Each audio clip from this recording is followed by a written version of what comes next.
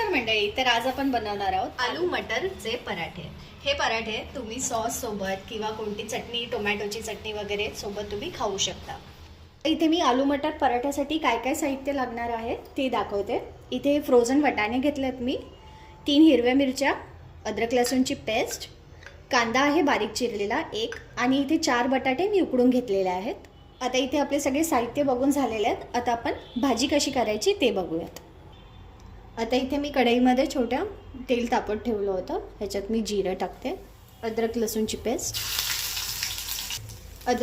Paste चांगली परतवल्यानंतर त्याच्यात मी हिरव्या मिरच्या ॲड करते. आणि आता कांदा चांगलं मिक्स करून घ्यायचं. मीठ टाकून घेते. इथे आपला कांदा चांगला सॉफ्ट झाला. आता आपण याच्यात वाटाणे घालूया. चांगलं मिक्स करून घ्यायचं. आता मी याच्यात वाटाणे टाकून घेतले. ह्याला आपण चांगलं मिक्सअप करून घेऊया.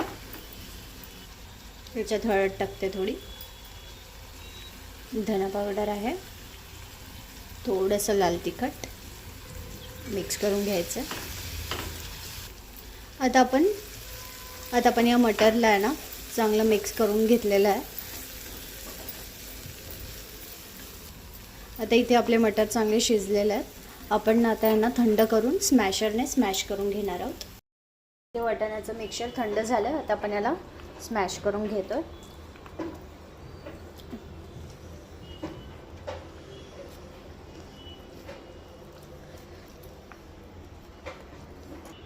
इथे आता आपला वाटाण्याचं मिक्सचर स्मॅश करून झालं. आता मी याच्यामध्ये बटाटा घालते उकडलेले, आणि हे चांगलं मिक्स करून घेणार आहे. आता इथे आपला बटाटा आणि वाटाणा चांगला मिक्स झाला. आता आपण याचे पराठे बनवायला घेऊया. इथे पीठ मी आधीच मळून घेतलं होतं.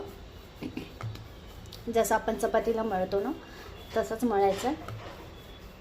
आता याचे मी गोळे करून घेते. आता इथे आपले गोळे चपातीचे रेडी आहेत. आता आपण याला लाटायला घेऊया.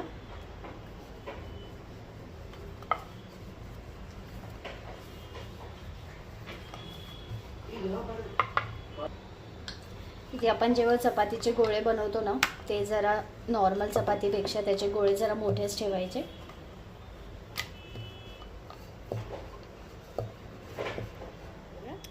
आता इथे सारण भरण्याची मी ट्रिक दाखवते तुम्हाला.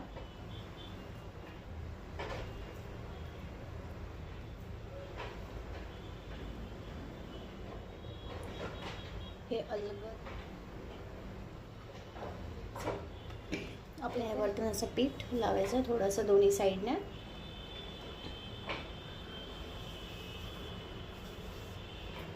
आणि आता हलक्या हाताने लाटून घ्यायचं.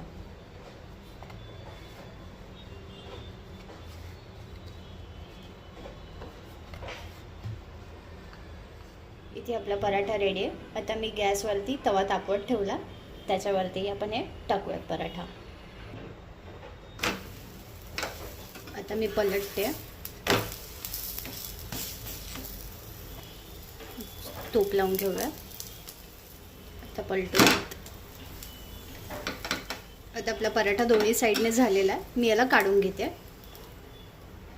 कधी भाजी बनवायचा कंटाळा आला तर हे वाले पराठे तुम्ही बनवू शकता. हे पराठे तुम्ही सॉस सोबत किंवा कोणती चटणी, टोमॅटोची चटणी वगैरे सोबत तुम्ही खाऊ शकता. आणि माझी ही रेसिपी तुम्हाला आवडली असेल तर प्लीज माझ्या चॅनलला लाईक, शेअर अँड सबस्क्राईब करायला विसरू नका. थँक्यू.